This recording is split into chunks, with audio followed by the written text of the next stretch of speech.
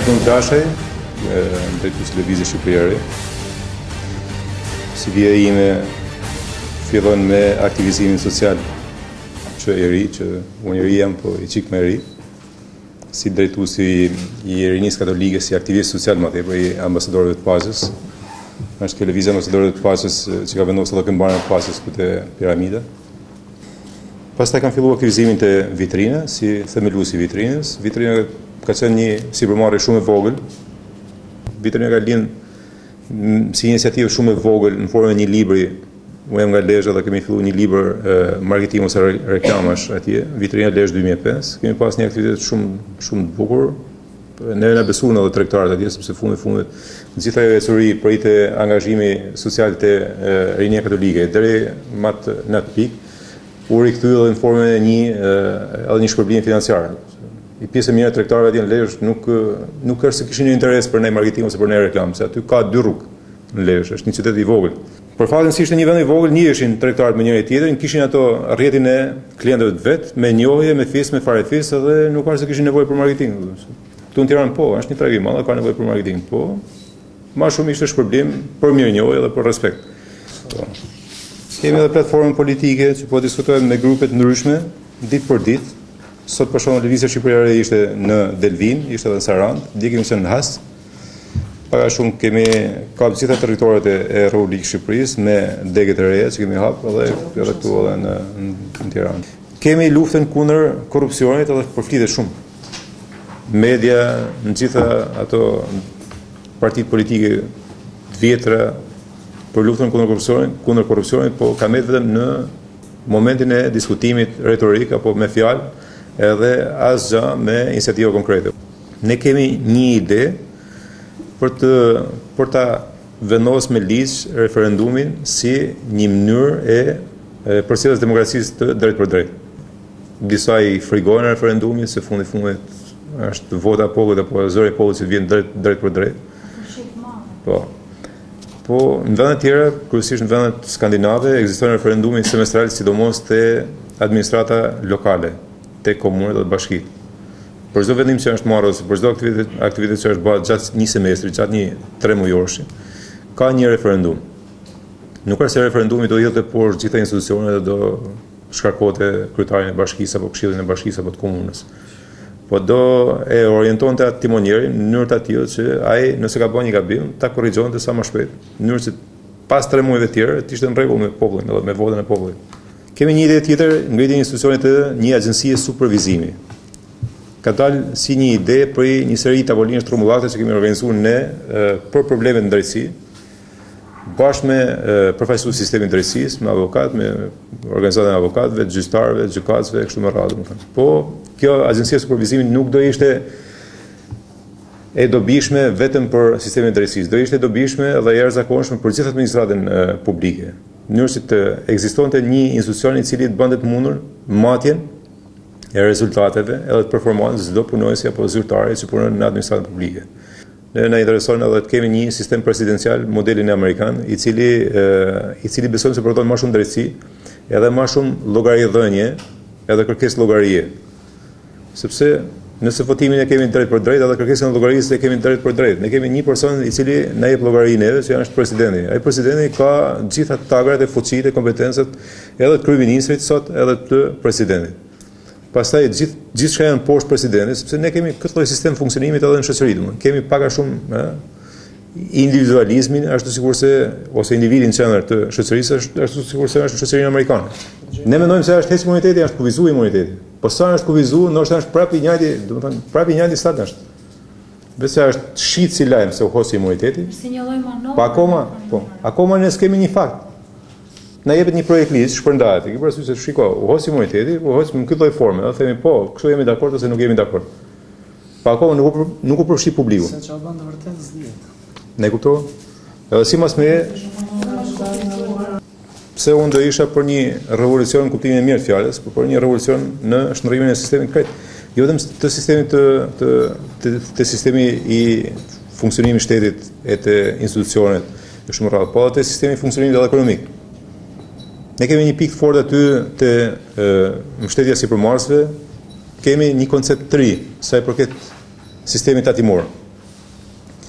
i cili të ngjason me taksën e shesht, të ngjason edhe me taksën e përshkallëzuar, po as taksa e shesht, as taksa e përshkallëzuar nuk është. Është qiraja tatimore. Është shumë e thjeshtë në koncept dhe është shumë e thjeshtë edhe për tu perceptuar edhe për tu aplikuar, për tu zbatuar.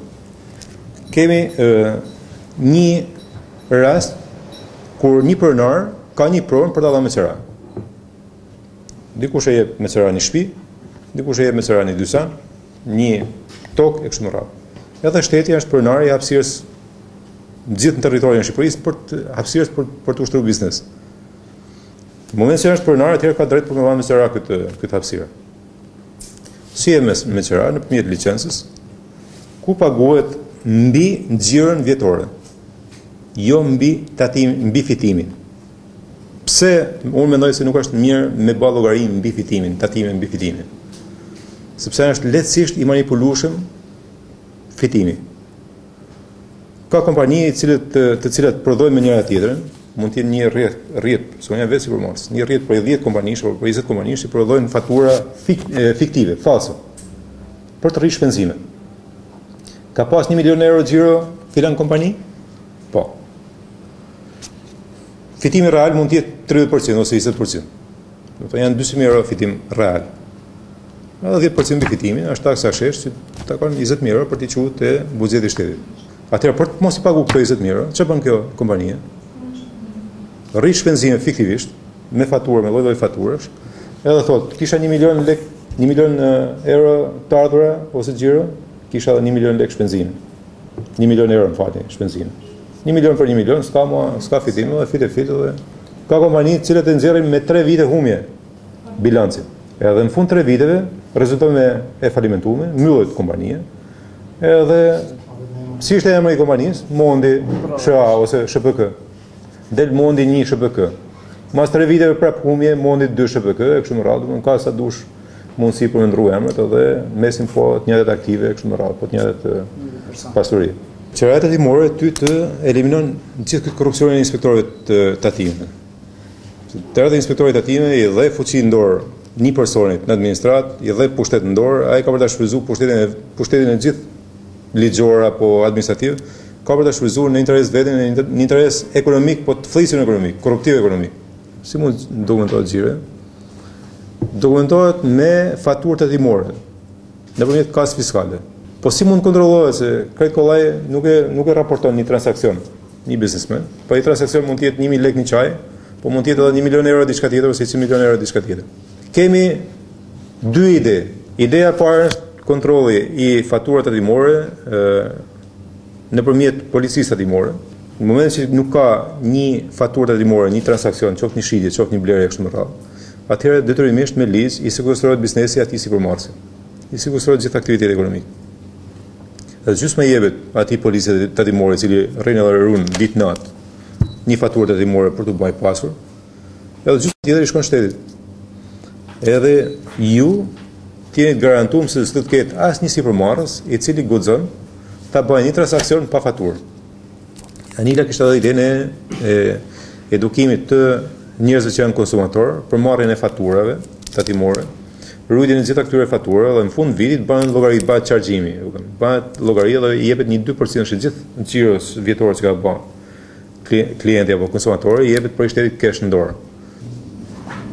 Partia e Lëvizjes Shqipëria është edhe një forcë konservatore dhe nacionaliste. Ne kemi disa vlera të jashtëzakonshme jo për të krijuar një farë diskriminimit për të tjerët, por duhet jemi të bindur se kemi vlera të jashtëzakonshme. Kemi mbijetuar në këto mira vite sfida të jashtëzakonshme, me luftra, me lloj-lloj probleme të tjera historike, po fakti është se kemi mbijetuar. Pse shtat dalin të partë nëpër shkolla, nëpër vende të tjera, edhe kur janë në vende të huaja? Pse shqiptarët janë sipërmarrës të jashtëzakonshëm të zot nëpër vende të huaja? Pse shqiptarët bëhen përpjekje si general, si drejtues qeverish, si politikan, si doktora, si shkencëtar, si inxhiniera kështu me radhë? Çe është ju? Ka një motivim të jashtëzakonshëm apo ka edhe kapacitet? Se motivimi është. Po ke edhe kapacitet si rrac. Po të hysh diskutimin mbi vlerat e rracës shqiptare, ke kapacitet të jashtëzakonshëm. Afis edhe na krahason neve me kohë që janë të jashtëzakonshme. Jemi në vendin e parë në Europë. Se ne mendojmë në administratë të bëhet një pastrim total për njerëzit që janë të vjetër, jo vetëm me mentalitet, po edhe në moshë, domethënë. Lejimin e të paden për këto 10 vite të ardhshme, lejimin e punësimit të njerëzve në administratë deri në moshën 45 vjeç, jo më shumë se sa 45 vjeç. Nuk është çështje për me ju majtë anën të rive, por është historia se këto njerëz që kanë punuar për këto 22 vite edhe janë mbi 45 vjeç, këto kanë akumuluar një eksperiencë saktuar, ndoshta edhe lek, sepse gjithë kjo kohë ka qenë super korrupsion e kështu me radhë, po s'ka rëndësi, ne nuk po i paragjykojmë, po të vëmë një rregull që të motivojmë trit tash më rapa. E këto dalin të punojnë në biznes apo të punojnë si vetë punësuar apo si në punës në biznes, edhe gjithë ato eksperiencë të akumuluar në shtet, le ta përcjellen te sektori privat. Për ne thashë, është një platformë që është revolucionare në sojën e vet. Sjell një ndryshim rrënjësor. Edhe synon ta sjell jo vetëm për shtetit, po edhe për njerëzve. Mos pretendojmë se s'ka për shtetit, sepse ka disa zona, disa zgjidhje që mund t'i bëjmë vetë ne. Shteti ka në dorë X, ne kemi në dorë disa zona tjera.